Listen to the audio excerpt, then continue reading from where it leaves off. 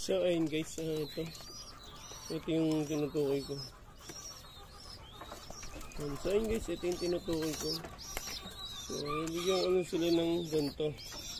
So diretso subo para ayun guys.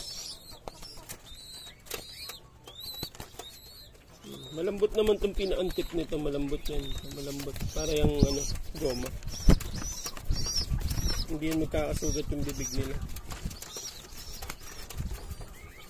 Subok na natin. Maganda kasi ito, ano to, guys, solid to. Ginawa to talaga para sa mga hand feed. So, okay ito.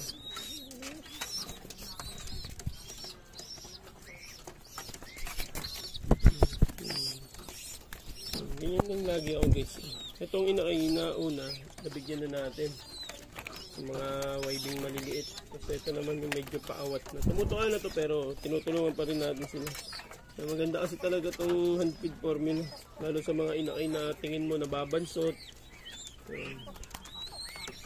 Yung talo sa kain hindi na susubuan. So mas okay to guys para sa akin. Tagal na rin akong gumagamit na ito pero hindi ko lang halos na ipapakita sa video sa vlog. So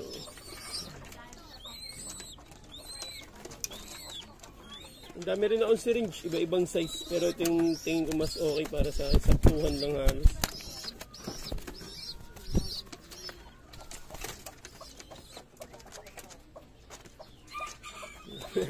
O konti na. Dalawang syringe na lang ito. Pag ito na paubos ko guys, okay na ito sa kanila. Bumili lang ako 100 grams na formula, hand feed. Tinitimpla ko lang sa tubig syempre para mainom nila ng maayos. May subo natin.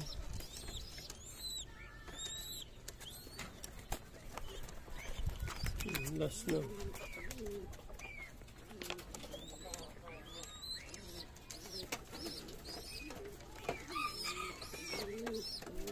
Wala na guys.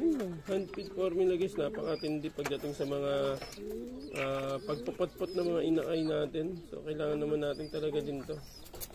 Tulong ba sa mabilis nila lumaki at mas healthy tingin ko para sa mas healthy sila pagka may hand feed. Kasi yung ginamit na formula dito guys, dito sa binili ko na to.